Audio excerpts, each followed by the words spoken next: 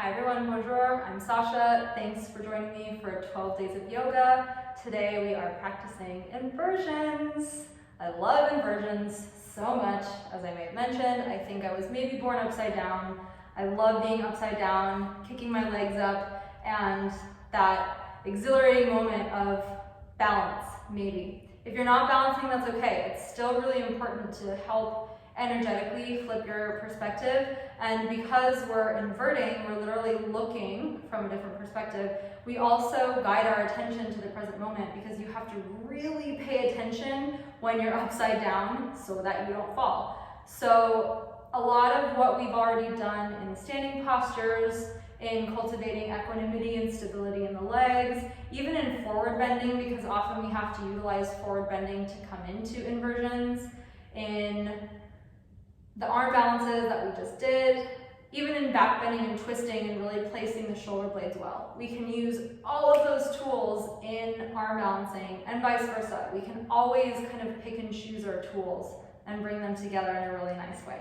So let's start on hands and knees, because down dog is the beginning of an inversion. So walk the knees slightly back or walk the hands slightly forward so you're a little bit longer, and lift the hips up to down dog. And just begin to understand the relationship of the hands into the ground. Same with the feet, but since we're practicing inverting, we'll really pay attention to the hands. As they go down, just like arm balances, the wrists, the arms, and the whole torso goes up. So you can kind of see that lift all the way up to the outer hips. The head goes down, and we're already practicing inversions. So if this is enough for you, then that's great. This is already a flipped perspective, and you're learning how to balance on your arms and your hands.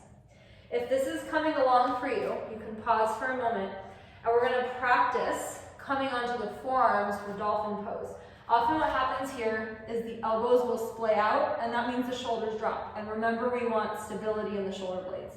So what you can do is put a block in between the hands and use it like so. So the top of the thumb and the outer index finger are on the block. You're not trying to create an L shape, or you can bring it all the way on the outer edge and the hand kind of turns open there, okay? So if you really need help with the elbows, you can belt your elbows, and I'll do that another time. But for now, you're just doing your best to keep them the width of your shoulders and not opening them wide. So I'm on the forearms, I'm pressing them down firmly, just like we were pressing the feet down earlier in the other videos. And I lift the hips to down dog, and if your legs feel very tight, you can open the feet wider. That creates more space for the legs. And do your best to walk your feet forward as much as you can. I'm gonna bring my feet hip width apart. So as I press down, I lift my shoulders up. And as I do that, I press my shoulder blades into my chest, and so now I can walk my feet a little forward. I'm just looking between my elbows. I understand this is quite a bit. You don't have to walk that far forward, you can be further back. But do your best to bring the shoulders forward over the elbows, press down to lift them up, and then press the chest back towards the thighs. And then lower, and pause. You can always rest in child's pose, or just sit upright for a moment. And now we're going to practice kicking up. I'm going to start at the wall, and then we'll come to the center. Hopefully you have some wall space at your abode, and if not, that's okay. So when you come to the wall, you'll be about one handprint away from it with your hands. So you'll come to down dog like that. There's a ledge here, so I'm going to come right up against the wall personally. So my hands are up against the wall, or they're about one handprint away, and I'm in a down dog shape. And I take one foot slightly forward. So I'm going to take the right foot forward about halfway and start to lift the left leg and bring the shoulders slightly forward over my wrists. I have to readjust a little so I don't bonk my head. This bottom leg will bend, this top leg will stay straight and parallel. And I'm just going to practice kicking. And you might not kick that far, you might just get here today. But if you kick up and this back heel comes against a wall, you can bring your other foot up, join the legs completely, and scrub the heels up the wall. So you'll see that lift as I press my heels up. I press my butt in to the center so that I start to find my center line with my pelvis. And then maybe as the heels go up, they might even come off the wall for a moment. Mine aren't today. And then you come down and you rest. And you grab opposite elbows and you breathe. And if you want to try that in the middle of the room, it's the same thing. So you're in down dog. Now I'm going to bring my left foot forward, just about halfway like I'm ready to run a race. I shift my shoulders forward over my wrists, and this right leg comes up. I'm not opening the hip, I'm keeping it parallel.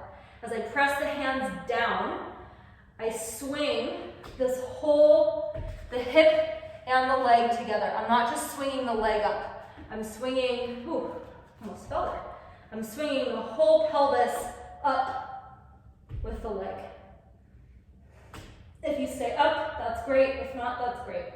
If you do stay up, you join the legs and you go up with the legs, just like we did at the wall. And you press the hands down, and if you fall, I just showed you that it's okay. And then you rest and you pause. If you need to stretch your wrists, you can do this wrist stretch that we did in arm balancing. Sometimes I like to turn my hands the other way and press the hands down and breathe. So I hope that's fun for you, and if it's not, you can just practice dolphin pose. You can just practice downward facing dog. You need to do what is best for you. So please take care of yourself, but if you are able to give this a shot, even if you're just practicing really baby kicks like this, it's really great for not only our immune system to be upside down. There are other postures that are sometimes held for over 10 minutes, but it's also really great for our mood. It can make us feel like we're not conquering, but that we're working with fear. If you have any fear of going upside down, it can really boost that and make you a little bit more maybe adventurous or willing to try something new. But you have to go at your own pace. I love arm balancing and inversions, as I said, so if you have questions about this, holler at me. I'm here. Love to talk about it. Be good to yourselves. I hope you can infuse this into your practice, just getting really stable in the hands, the shoulder blades, and recruiting all of the limbs to work together like a nice equanimous team. I'll see you on the other side. Thanks so much for being here.